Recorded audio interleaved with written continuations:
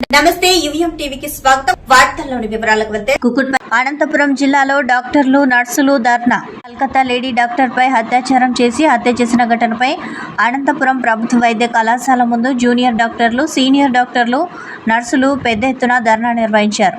ఇందుకు కారణమైన నిందితులను కఠినంగా శిక్ష వేయాలని నినాదాలు చేస్తూ ప్రభుత్వ హాస్పిటల్ నుంచి మెడికల్ కాలేజీ వరకు ర్యాలీ నిర్వహించారు. భవిష్యత్తులో ఇలాంటి ఘటనలు జరగకుండా కఠినమైన చర్యలు తీసుకోవాలని, అలాగే ప్రత్యేక చట్టాలు తీసుకురావాలని వైద్య విద్యార్థులు, డాక్టర్లు డిమాండ్ చేశారు.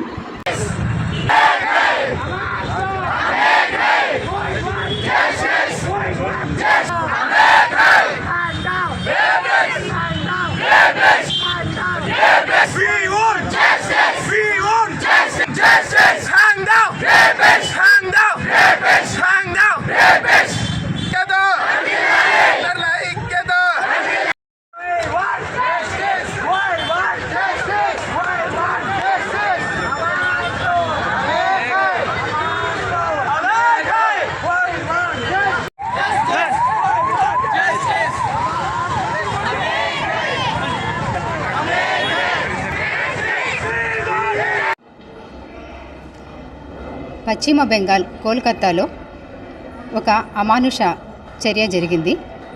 గురువారం రాత్రి ఆర్జేఆర్ మెడికల్ కాలేజ్లో టీబీ చెస్ట్ పీజీ విద్యార్థిని, 2వ సంవత్సరం చదువుతున్న పీజీ విద్యార్థిని ఆ రోజు డ్యూటీలో విధులు నిర్వహిస్తూ ఉదయాన్నే తెల్లవారుజామున 3 గంటలకు సెమినార్ హాల్లో రెస్ట్ తీసుకోవడానికి తను ఆ హాల్కు వెళ్ళడం జరిగింది. వెళ్ళిన తర్వాత రోజు ఉదయం 7 గంటలకు తను అత్యాచారానికి గురయ్యి తను అక్కడ శవమై బట్టలు లేని స్థితిలో అతి దారుణంగా ఒళ్ళంతా కూడా ప్రతి బోను ఫ్రాక్చర్ అయిపోయి రక్తసిక్తమై తన శవం అక్కడ పడి ఉండడం అనేది గమనించడం జరిగింది. అక్కడ డ్యూటీలో వర్క్ చేస్తున్నటువంటి ఒక సెంట్రీ ఆమెను ఉదయం 4 గంటలకు ఆ హాల్లోకి వెళ్ళడము సీసీ కెమెరాలో నిక్షిప్తమై ఉంది. 40 నిమిషాల తర్వాత అక్కడి నుంచి అతను బయటికి రావడం జరిగింది. గవర్నమెంట్ మెడికల్ కాలేజీలోనే పనిచేస్తున్నటువంటి ఒక విద్యార్థినికే రక్షణ లేకుండా మన దేశంలో ఉంటే ఇంకెవరికి ఇక్కడ రక్షణ? మామూలు స్త్రీలకు ఎక్కడ రక్షణ అనేది ఉంటుంది? ఎంతోమంది సెక్యూరిటీలు, పోలీసు వాళ్ళు అందరూ ఉన్నటువంటి ఒక మెడికల్ కాలేజ్ హాస్పిటల్లోనే ఒక వ్యక్తి అంత దారుణమైన స్థితిలో రేప్ చేయబడి చంపివేయడం అనేది ఎంత అమానుష చర్య. దీని మీద ప్రభుత్వం మంచి కఠినమైన చర్యలు తీసుకొని అతన్ని కఠినంగా శిక్షించి, ఒకరిని ఎప్పుడైతే కఠినంగా శిక్షిస్తారో మళ్ళీ ఇటువంటి చర్యలు జరగకుండా మనం ఆపే ఛాన్సెస్ ఎన్నో ఉంటాయి. ప్రభుత్వాన్ని మరియు మన ప్రధానమంత్రి గారిని కోరడం ఏంటంటే ఇలాంటి వాటి మీద కఠినమైన చట్టాలు తీసుకురావాలి. వాళ్ళకి వెంటనే శిక్ష పడేలాగా చూడాలి. వాళ్ళకి శిక్షలు వేయకోకుండా వాళ్ళకి తీర్పు అని చెప్పేసి ఎన్నో రోజులు వాళ్ళు గడిపేస్తూ ఆ తర్వాత నిజమైన వాటికి ఆధారాలు లేవు, అవి లేవు, ఇవి లేవని వాళ్ళని వదిలేయడం అనేది కరెక్ట్ కాదు. ఇలా జరుగుతూ ఉంటే ఇలాంటి చర్యలు ముందు కూడా ఎన్నో జరుగుతాయి. కాబట్టి కఠినమైన చర్యలు తీసుకొచ్చి చిన్నపిల్లలకు కానీ, ఉద్యోగస్తులకు కానీ ప్రతి ఒక్కరికి రక్షణ కల్పించే విధంగా మేమందరం కూడా ఉద్యోగాల్లో మేము భయపడకుండా ఉద్యోగం చేసేలాగా రక్షణ చట్టాలు తీసుకురావాలని, అతన్ని కఠినంగా శిక్షించి అతనికి ఉరిశిక్ష వేయాలని మేము హాస్పిటల్ తరపున, ఏపీజేడీ తరపున, గవర్నమెంట్ డాక్టర్స్ అసోసియేషన్ తరపున ప్రభుత్వాన్ని కోరుకుంటున్నాము.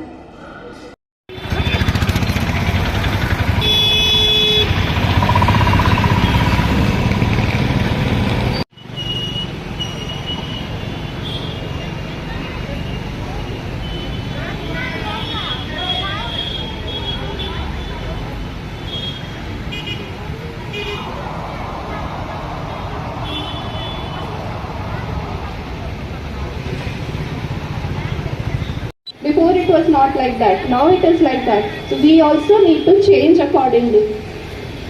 Legally. People is needed. Please, anyone interested, please come. And anyone also want to talk with our colleagues and people, please come here. We will be holding a candle lights here. And we will stay up to here for 8:30 to 9. And further, tomorrow's action plan will be shared after 11 o'clock in the night.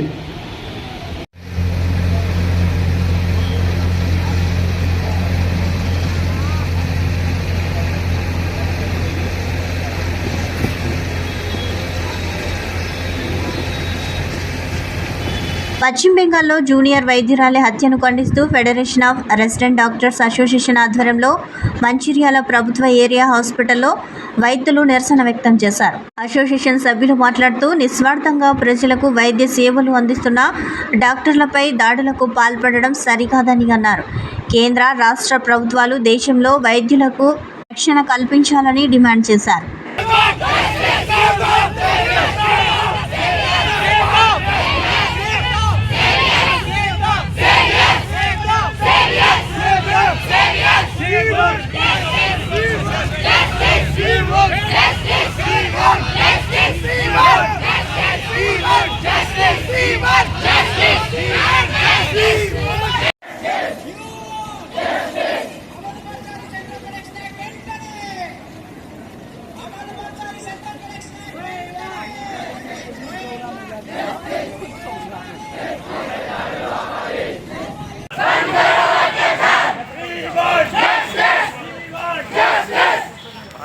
मारा cycle बाबू जरा सारा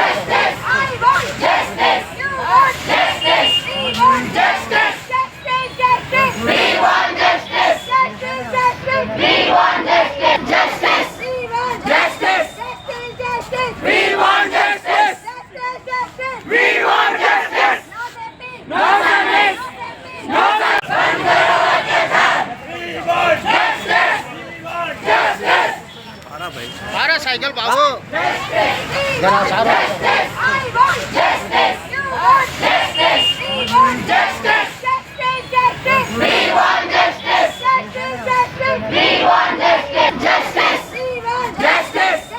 మూడు నాలుగు రోజుల నుంచి ఒక news అనేది దేశవ్యాప్తంగా ప్రాప్తిస్తుంది. కోల్కతాలో జరిగిన ఒక ఘోరమైన హత్య నుండి రేప్ జరిగి ఉంటుంది. దాన్ని సూసైడ్ కిందికి మారుస్తున్నారు. కేవలం ఇది వాళ్ళని ఇన్స్టిట్యూషన్ని కాపాడుకోవడానికి లేదా పొలిటికల్ పవర్ని యూజ్ చేసి దాన్ని కాపాడుకోవడానికి మాత్రమే చేస్తున్నారు. కానీ ఎందుకు జరిగింది, ఎలా జరిగింది, అసలు అమ్మాయిని ఎందుకు చేశారు, అమ్మాయికి అసలు కావాల్సిన న్యాయం ఏంటి ఎవ్వరు పట్టించుకోవట్లేదు. దానికి సంబంధించిన క్లూస్ అన్నీ వాళ్ళు డిస్కార్డ్ చేస్తున్నారు. ఇది ఇక్కడే కాదు, ఇది జరిగిన 2 రోజుల్లోనే మళ్ళీ ఒక నర్స్కి ఇదే జరిగింది. తను డ్యూటీ నుంచి వెళ్తుంటే ఇది ఇంతటితో కరెక్ట్గా మనము చర్యలు తీసుకోకపోతే ఇది కంటిన్యూ అవుతుంది. అది అక్కడే కాదు, ప్రతి స్టేట్లో ఏదో ఒకటి అవుతూనే ఉంది. గంటకి 90 వరకు రేపులు జరుగుతున్నాయి. కానీ ఎన్ని వాటికి జస్టిస్ జరుగుతుంది? అన్నిటినీ వాళ్ళు దాన్ని పట్టించుకోవట్లేదు. సో మేమేమనుకుంటున్నామంటే మా నుంచి మేము ప్రయత్నం చేసేది మాకు జస్టిస్ కావాలి. అమ్మాయికనే కాదు, ఫ్యూచర్లో ఎవరికి ఏమి జరిగినా దానికి గల కరెక్ట్ జస్టిస్ జరగాలి, వాళ్ళకి న్యాయం జరగాలి అండ్ నేరస్తులకి కరెక్ట్ శిక్ష పడాలి. అందరినీ కాపాడుకుంటూ వస్తే మరి శిక్ష చేసిన వాళ్ళని ఎవరు నిందించాలి? నాకు అర్థం కాదు. ప్రతి ఒక్కరు తప్పు చేశారనంటే శిక్ష పడాలి. వాడు ఎవడైనా సరే, పొలిటికల్ కొడుకైనా సరే, పొలిటీషియన్ అయినా సరే, బాగా ఆస్తులున్నా ఏమున్నా తప్పే. నో అంటే నో. అత్తాపూర్లో పోలీసుల నాకాబందీ. రంగారెడ్డి జిల్లా రాజేంద్రనగర్ జోన్ పరిధిలోని అత్తాపూర్, హసన్ నగర్ ప్రాంతాల్లో డీసీపీ చింతమనేని శ్రీనివాస్ సారథ్యంలో పోలీసుల నాకాబందీ నిర్వహించారు. 150 మంది సిబ్బందితో పోలీసులు కార్డిన్ సెర్చ్ జరిగింది. 4 బెల్ట్ షాపులను గుర్తించారు. 29 లీటర్ల మద్యం ఆటోలో తరలిస్తున్న 12 క్వింటాల రేషన్ బియ్యం స్వాధీనం చేసుకున్నారు. సరైన పత్రాలు లేని 90 వాహనాలు సీజ్ చేసినట్లు డీసీపీ వెల్లడించారు.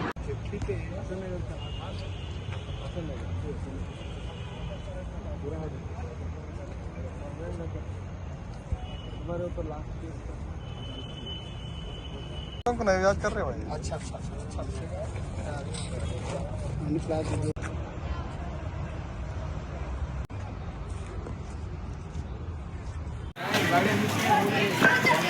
वो उनके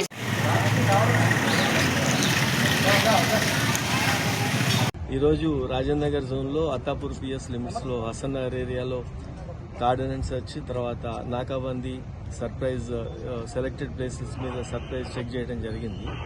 దీంట్లో మొత్తము 130 మన లోకల్ జోన్ నుంచి, తర్వాత హెడ్ క్వార్టర్స్ నుంచి ఒక 20 ర్యాంక్స్ మొత్తం స్పెషల్ పార్టీస్ ఇవన్నీ కలిసి 150 మందితో కలిసి చేశాం. ఇది దీంట్లో ఈ చెకింగ్లో 4 బెల్ట్ షాప్స్ని డిటెక్ట్ చేయడం జరిగింది. వాళ్ళ దగ్గర ఒక 39 లీటర్స్ లిక్కర్ 20,000 పడుతున్నది 4 బెల్ట్ షాప్స్ దొరికాయి. వాళ్ళందరి మీద కూడా కేసు కడతాం ఎక్సైజ్ యాక్ట్లో. అట్లనే మన చెకింగ్లోనే ఒక పీడిఎస్ రైస్ ఒక 12 క్వింటాల్స్ తీసుకొని వెళ్తున్న ఒక ఆటోని మనం సీజ్ చేయడం జరిగింది.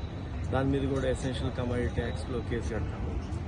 అలానే వెహికల్ ఎక్కడైతే నాకాబందీ చేస్తున్నామో దీంట్లో ఆ ఒక్క ఏరియాలో 51 వెహికల్స్ ఇర్రెగ్యులర్ నెంబర్ ప్లేట్ కావచ్చు, లేక వెహికల్స్ డాక్యుమెంట్స్ లేనివి కావచ్చు, అసలు నెంబర్ ప్లేట్ లేనివి కానీ దొరికాయి.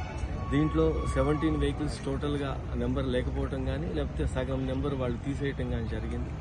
ఇప్పుడు ఈ 17 వెహికల్స్లో ఈ మధ్య కాలంలో దొంగతనమైనవి కానీ ఇవన్నీ కూడా వెరిఫై చేసుకుంటాం.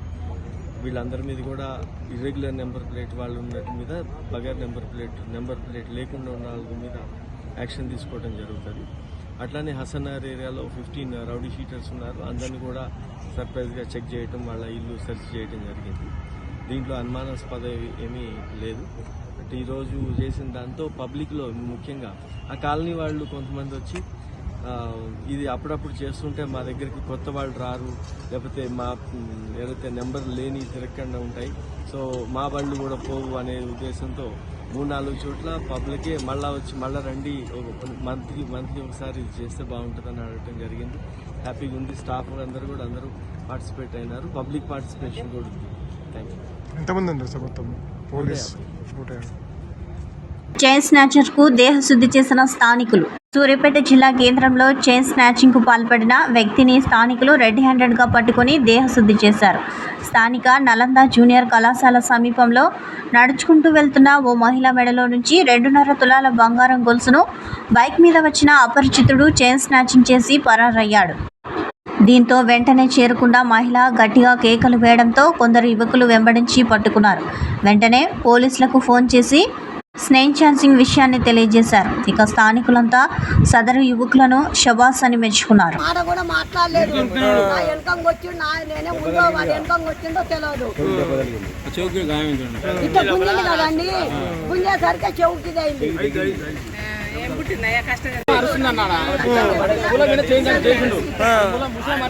మా ఇంట్లో ఉన్నా చూసాక దొంగ చేంజ్ దొంగ గోడ దూకిన మా ఇంటి పక్కన కాలంలో ఆయన ఇద్దరు వచ్చారు. వచ్చి అక్కడ దొరికాడు. ఒకడే వస్తుండు. ఒకడే వచ్చిండు. ఇంకోటి ఉంటాడు. అంతే ఒకటే ఊరికి తీసుకొని ఒకటే ఊరికి వచ్చిండు. మీరు ఒకరే వచ్చిరా?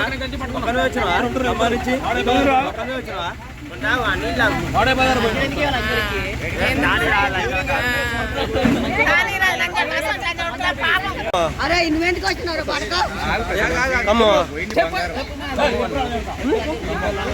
మరి ఎందుకు దొంగతనం చేసినావు? ఫస్ట్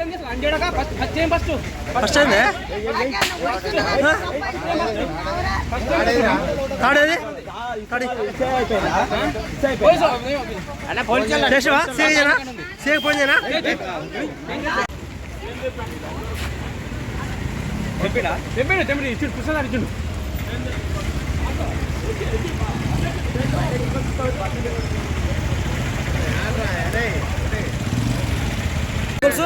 ఇదేనమ్మా చూసుకో.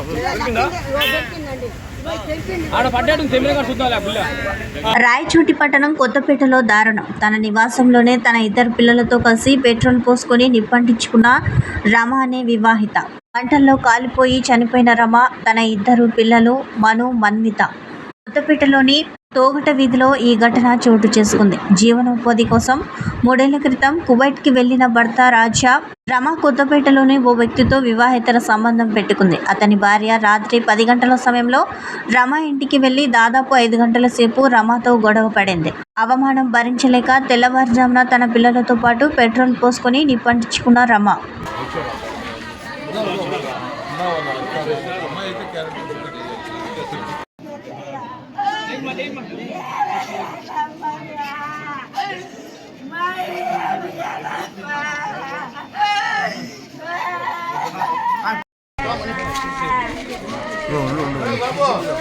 టైంలో ఇక్కడ ఫైర్ యాక్సిడెంట్ అయినట్టుగా సమాచారం వచ్చింది. వెంటనే మేము రెస్పాండ్ అయ్యాము. అయితే ఇంట్లో 3 డెడ్ బాడీస్ ఉన్నాయి. రమాదేవి గారు అని ఒక 13 years, వాళ్ళిద్దరు పిల్లలండి, మంచిగా అని చెప్పి. అంటే వాళ్ళు ఇన్సైడ్ గోల్డ్ పెట్టుకొని లోపల నుంచి ఫైర్ వచ్చింది. పబ్లిక్ ఫోర్స్ ఓపెన్ చేశారు. సో అది యాక్సిడెంటలా లేక సూసైడల్ అనేది దర్యాప్తు కేసు దర్యాప్తు.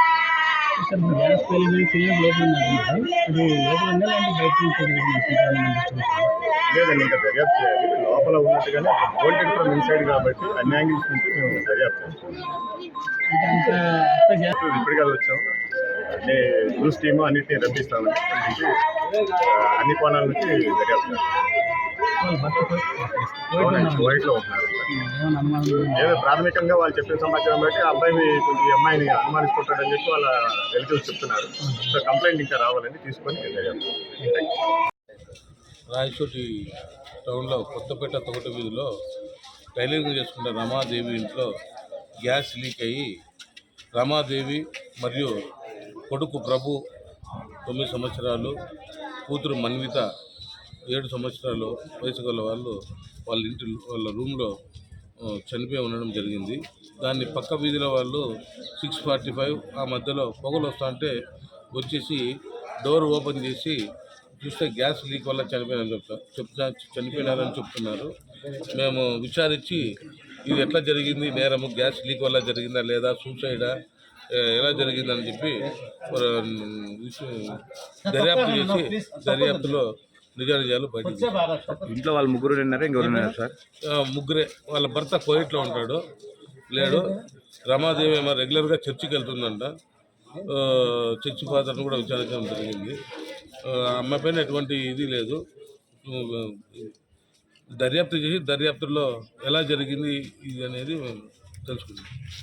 కలకత్తాలో జూనియర్ వైద్యురాలపై జరిగిన అత్యాచారాన్ని నిరసిస్తూ సికింద్రాబాద్ డెంటల్ అసోసియేషన్ ఆధ్వర్యంలో వైద్యులు నిరసన ర్యాలీ చేపట్టారు. పెరేడ్ మైదానం నుండి క్లాక్ టవర్ వరకు పెద్ద ఎత్తున ర్యాలీ చేపట్టి బాధిత వైద్యురాలికి సర్వత్రా న్యాయం చేయాలని డిమాండ్ చేశారు. వెంటనే కేసులు సిబిఐకి అప్పగించి బాధితులపై కఠిన చర్యలు తీసుకోవాలని డిమాండ్ చేశారు. వైద్యుల రక్షణ కోసం కేంద్ర ప్రభుత్వం నూతన చట్టాలను అమల్లోకి తీసుకురావాల్సిన ఆవశ్యకత ఉందని గుర్తు చేశారు. వైద్యుల విషయంలో ప్రభుత్వాలు ఆలోచించి నూతన చట్టాలు తీసుకువచ్చి వైద్యుల భద్రతను మెరుగు చేయాలని కోరారు.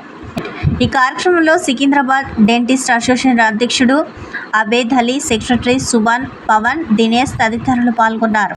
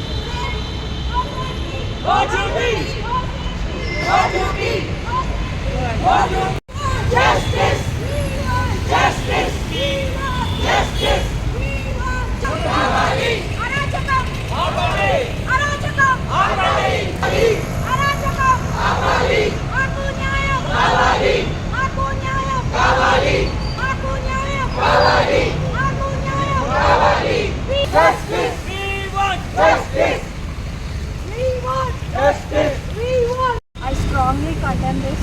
ఇవాళ మేమంతా సికింద్రాబాద్ డాక్టర్స్ అసోసియేషన్ తరఫున ఇక్కడ జాయిన్ అయ్యి మెయిన్లీ ఏంటిదంటే కనుక రేపిస్తే హ్యాండ్ చేయాలి అండ్ సిబిఐ ఎంక్వైరీ అంటున్నారు. ఎన్నో రోజులు డిలే అవుతూ ఉంటుంది ఇట్లనే. సో వీలైనంత త్వరగా జస్టిస్ అయితే జరగాలి. మరి ఎప్పుడో దిశ జరిగింది, మరి తర్వాత ఇట్లా డాక్టర్స్ ఎందుకు సఫర్ అవ్వాలి?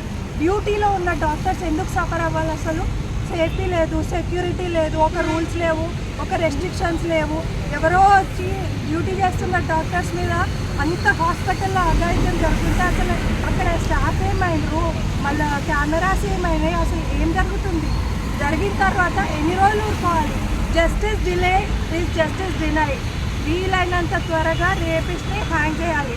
కూర్చోబెట్టి 3 రోజులు 4 రోజులు జస్టిస్ డిలే చేయడం కాదు. అసలు ఒక్కొక్కడికి మళ్ళీ అంత ధైర్యంగా ఎలా చెప్తున్నారు వాళ్ళు, మేము చేసాము హ్యాంగ్ చేసుకోండి. ఇంకొకడికి కూడా నోరు అనేది రావద్దు, అసలు భయపడాలి.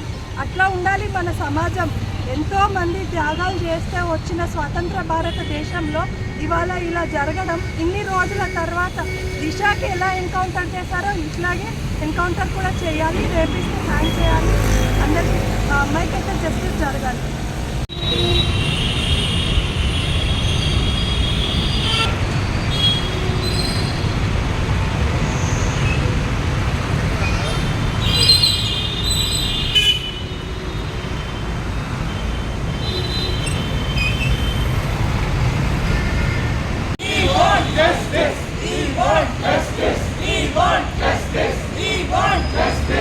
కూటమి ప్రభుత్వం అధికారంలోకి వచ్చిన తర్వాత ప్రజలకు ఇచ్చిన హామీలను ఒక్కొక్కటిగా అమలు చేస్తున్నామని కర్నూలు జిల్లా పాణ్యం ఎమ్మెల్యే గౌరీ చరితారెడ్డి తెలిపారు.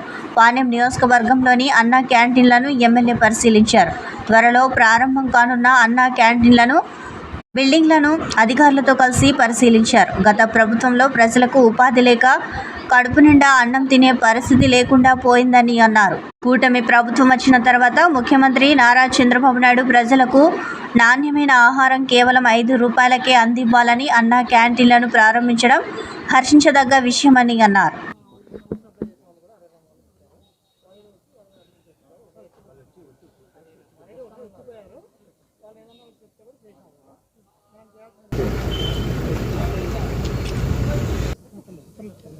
అందరికీ నమస్కారం.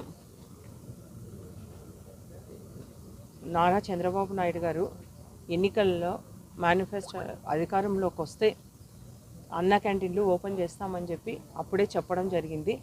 దానికి మాట ఇచ్చిన ప్రకారం కూటమి ప్రభుత్వం అధికారంలోకి వచ్చిన తర్వాత 100 రోజుల్లోనే అన్నా క్యాంటీన్లను రాష్ట్ర వ్యాప్తంగా 100 అన్నా క్యాంటీన్లను ఓపెన్ చేసుకోవడం జరిగింది. ఆగస్టు 15 రోజు అందరికీ టిఫిన్, భోజనం, అలాగే రాత్రి భోజనం అన్నీ 5 రూపాయలకే అందజేయడం జరుగుతూ ఉంది. అంటే గత ప్రభుత్వము వాళ్ళ అధికారంలోకి వచ్చిన తర్వాత ఈ అన్నా క్యాంటీన్లను మూసివేయడం జరిగింది. కానీ చంద్రబాబు నాయుడు గారు పేదలకు కడుపు నిండా నాణ్యమైన రుచికరమైన భోజనం అందించాలన్న ఉద్దేశంతో ఈ కార్యక్రమానికి శ్రీకారం చుట్టడం జరిగింది. ఎంతోమంది పేదలు ఉన్నారు. ఈరోజు నిత్యావసర వస్తువుల ధరలు కూడా ఆకాశాన్ని అంటుతూ ఉన్నాయి. కడుపు నిండా భోజనం కూడా చేయలేని పరిస్థితి ఉంది. గత ప్రభుత్వంలో పనులు లేవు, కడుపు నిండా తిండి లేదు, అటువంటి పరిస్థితి ఉంది.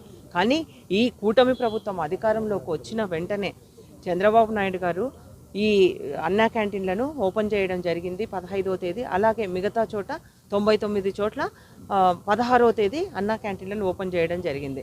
మళ్ళీ నెక్స్ట్ సెప్టెంబర్ ఆఖరికల్లా 103 క్యాంటీన్లు కొత్తవి కూడా ఓపెన్ చేయడం జరుగుతుంది. మన పాణ్యం నియోజకవర్గానికి వస్తే 2 చోట్ల మనకు అన్నా క్యాంటీన్లు సిద్ధంగా ఉన్నాయి. త్వరలోనే ఇంకొకటి కూడా మేము చెక్ పోస్ట్ ఏరియాలో కూడా ఒకటి అన్నా క్యాంటీన్ కావాలని కూడా మా ప్రతిపాదనలు పంపించడం జరిగింది. అంతేకాకుండా ముఖ్యంగా ప్రభుత్వానికి భారమైనప్పటికీ అది భారంగా తలచకుండా పేదలకు కడుపు నిండా అన్నం పెట్టాలన్న ఉద్దేశంతో సబ్సిడీనే గతంలో 2018లో 58 రూపాయల సబ్సిడీ ప్రభుత్వమే అందజేయడం జరిగింది. ఇప్పుడు ఈ 2024లో ఇప్పుడు 78 రూపాయల వరకు సబ్సిడీ అందజేస్తూ ఉంది. కాబట్టి దీనివల్ల ఈ 203 అన్నా క్యాంటీన్లు ఓపెన్ అయితే ప్రభుత్వానికి 479 కోట్లు అదనంగా భారం పడినప్పటికీ కూడా పేదలకు నాణ్యమైన భోజనం అందించాలి అన్నా క్యాంటీన్ల ద్వారా అన్న ఉద్దేశంతో ఈ కార్యక్రమానికి శ్రీకారం చుట్టడం జరిగింది. వరసిద్ధి వినాయకుడిని దర్శించుకున్న స్పీకర్. చిత్తూరు జిల్లా కాణిపాకం స్వయంభూ శ్రీ వరసిద్ధి వినాయక స్వామిని ఆంధ్రప్రదేశ్ శాసనసభ స్పీకర్ చింతకాయల అయ్యన్న పాత్రుడు దర్శించుకున్నారు. కాణిపాకం శ్రీ వరసిద్ధి వినాయక స్వామి వారి ఆలయం వద్దకు చేరుకున్న స్పీకర్ అయ్యన్న పాత్రుడు అధికారులు స్వాగతం పలికారు. అనంతరం వరసిద్ధి వినాయక స్వామి వారిని కుటుంబ సభ్యులతో కలిసి సందర్శించి ఆశీస్సులు అందుకున్న అనంతరం ఆలయ వేద ఆశీర్వాద మండపంలో స్పీకర్ అయ్యన్న పాత్రుడు వేద పండితులు వేద ఆశీర్వాదం అందించగా పూతలపట్టు శాసనసభ్యులు మురళీమోహన్ శేషవస్త్రంతో సత్కరించి స్వామివారి తీర్థ ప్రసాదాలు చిత్రపటాన్ని అందజేశారు. అనంతరం అతిథి గృహంలో ఏర్పాటు చేసిన మీడియా సమావేశంలో స్పీకర్ చింతకాయల అయ్యన్న పాత్రుడు మాట్లాడుతూ అసెంబ్లీ స్పీకర్గా బాధ్యతలు స్వీకరించిన తర్వాత మొదటిసారిగా కలియుగ దైవం వెంకటేశ్వర స్వామిని, చానూరు పద్మావతి అమ్మవారిని, కాణిపాకం వరసిద్ధి వినాయక స్వామి వారిని కుటుంబ సమేతంగా దర్శించుకోవడం జరిగిందని అన్నారు. నష్టపోయిన రాష్ట్రానికి భవిష్యత్తు ఇవ్వాలని దేవుణ్ణి కోరుకోవడం జరిగిందని అన్నారు. గత 5 సంవత్సరాలుగా రాష్ట్రం దోపిడీదారుల వలన నాశనమైందని, అన్ని రంగాల్లో రాష్ట్రం బాగుపడాలని కోరుకోవడం జరిగిందని అన్నారు. మాట్లాడండి, రాష్ట్ర భవిష్యత్తు గురించి మాట్లాడండి. అంతేకాని మా ఇష్టం వచ్చి మాట్లాడతారంటే నేను ఎందుకు ఊరుకుంటాను? యాజ్ ఎ స్పీకర్గా నాకు కూడా రూల్స్ ఉంటాయి కదా, నాకు పద్ధతులు ఉంటాయి కదా.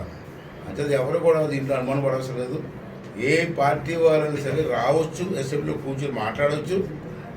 మీరు రేట్ చేస్తే నేను అవకాశం ఇస్తాను, మాట్లాడండి. దాంట్లో అనుమానం పట్టుకోవాల్సిన అవసరం లేదని చెప్పి సందర్భం చేస్తూ ఆ భగవంతుడి దయ వల్ల ఈ రాష్ట్రం బాగుపడాలా. ఈవేళ ముఖ్యంగా రాజధాని లేని రాష్ట్రం అందైపోయింది. ఈవేళ భగవంతుడి దయ వల్ల త్వరలోనే రాజధాని నిర్మాణం పూర్తవ్వాలా. దేశంలోనే నెంబర్ 1 రాజధానిగా పైకి రావాలి. రెండోది పోలవరం కానీ వస్తే మన రాష్ట్రానికి చాలా పెద్ద భవిష్యత్తు వస్తుంది. కొన్ని లక్షల ఎకరాలు సాగులోకి వస్తుంది. అంతేకాదు తాగడానికి మంచిది దొరుకుతుంది అన్ని రాష్ట్రాలు, అంటే ఎన్నో గ్రామాలకి. అంతేకాదు కరెంటు ఉత్పత్తి జరుగుతుంది. 3 ప్రయోజనాలు ఉంటాయి. అలాగే ఉత్తరాంధ్ర సుజల స్రవంతి కొన్ని లక్షల ఎకరాల భూ సాగు అవుతుంది. అంచేత ముందుగా ఆ భగవంతుడి ఆశీర్వాదంతో, స్వామివారి ఆశీర్వాదంతో 3 కార్యక్రమాలు త్వరగా పూర్తి చేసుకొని రాష్ట్ర భవిష్యత్తు పూర్తి చేయవలసిన బాధ్యత అందరి మీద ఉంది. దానికోసం మా నాయకులు పెద్ద రాష్ట్రంలో ఉన్న అందరి నాయకులు కూడా ఆ స్వామివారి ఆశీర్వాదం ఇచ్చి, ఫలాన్ని ఇచ్చి, శక్తినిచ్చి రాష్ట్రాన్ని కాపాడే శక్తిని ఇమ్మని చెప్పి మరి భగవంతుని కోరుకోవడం జరిగిందని చెప్పి సచివాలయాలు ఉంటాయా, తీసేస్తారు సార్? అది కాంట్రవర్సీ కొంచెం సార్. మీరు ఇందాక చెప్పారు సార్, చర్చ జరగాలనేసి. చర్చ జరగాలంటే ప్రతిపక్షం రావాలి కదా సార్. ఇప్పుడు వైసీపీ వాళ్ళంతా రావడం లేదు కదా. రాకపోతే మనం చెప్తాం, ఆ ఓటేసి ప్రజలు అడగాల. ఏం బాబు నీకు ఓటేసి అసెంబ్లీకి వెళ్ళరా అంటే రోడ్లన్నీ తిరుగుతున్నావు ఏంటి, వీళ్ళు అసెంబ్లీ కూర్చొని మాట్లాడని చెప్పి ప్రజలు అడగాల. అంతే కదమ్మా. సార్ ఇప్పుడు కోర్టుని ఆశ్రయించారు, దాని మీద మీ ప్రభుత్వం తరఫున మీరు ఎలాంటి న్యాయస్థానాన్ని ఆశ్రయించారంటారు? న్యాయస్థానాన్ని ప్రతిపక్ష హోదా కోసం. ప్రతిపక్ష హోదా బాబు నేను మాకు చాలాసార్లు చెప్పాను. మనకి గవర్నమెంట్లో ఏ గవర్నమెంట్కైనా, రాష్ట్ర గవర్నమెంట్కైనా, కేంద్ర గవర్నమెంట్కైనా చట్టం ఉంటుంది. చట్టం పని చట్టం చేసుకెళ్ళిపోతాయా, మరి దాని చర్చ దానికి చర్చ అవసరం లేదు. చట్టం ఉంది, ఆ చట్టంగా వెళ్ళిపోతాం అంతే. సార్ భవిష్యత్తులో అంటే మీ ప్రభుత్వం కాన్పటి నుంచి కూడా విన్నాను.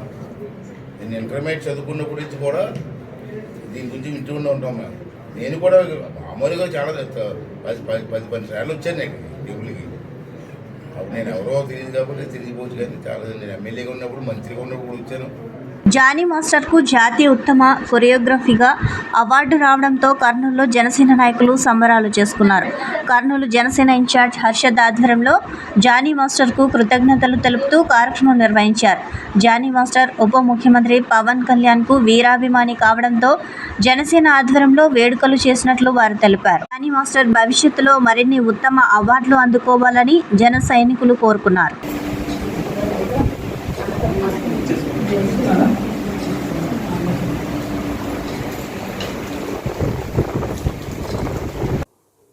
అందరికీ జనసేన పార్టీలో ఉన్నటువంటి నాయకులకు, కార్యకర్తలకు పండుగ అని చెప్పొచ్చు.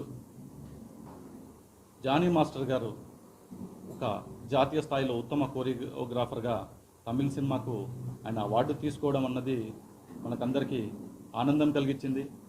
జానీ అంటే జనసేన, జనసేన అంటే జానీ. పవన్ కళ్యాణ్ గారి మెగా ఫ్యామిలీ వీరాభిమాని అయినటువంటి జానీ మాస్టర్ గారికి జాతీయ స్థాయిలో గుర్తింపు రావడం, ఉత్తమ కోరియోగ్రాఫర్గా వచ్చేసి ఈరోజు కేంద్ర ప్రభుత్వం గుర్తించి ఆయనకు ఈ అవార్డుని ఇస్తున్నట్టు ప్రకటించడం అనేది చాలా గొప్ప విషయం. ఈరోజు జనసేన శ్రేణులు, అందరు వీర మహిళలు అందరూ వచ్చేసి ఈరోజు ఈ కార్యక్రమాన్ని మేము ఎంతో ఆనందంగా మిఠాయిలు పంచుతూ అందరికీ వచ్చేసి గొప్ప ఆనందోత్సవాలు జరుపుకుంటున్నాం. ఇది ఒకటి పవన్ కళ్యాణ్ గారి బర్త్డేకి ఓ 15 రోజుల ముందు జరగడం అన్నది చాలా గొప్ప. ఇది ఈ సందర్భం కూడా చాలా గొప్పది. పవన్ కళ్యాణ్ గారికి నేను నిన్న జానీ మాస్టర్తో మాట్లాడితే ఒకటే చెప్పారు, పవన్ కళ్యాణ్ గారికి గిఫ్ట్ ఇస్తున్నాను ఈ అవార్డును అని చెప్పారు. ఇది చాలా సంతోషం అనేసి మేము కర్నూలు జనసేన పార్టీ తెలియజేస్తున్నాం.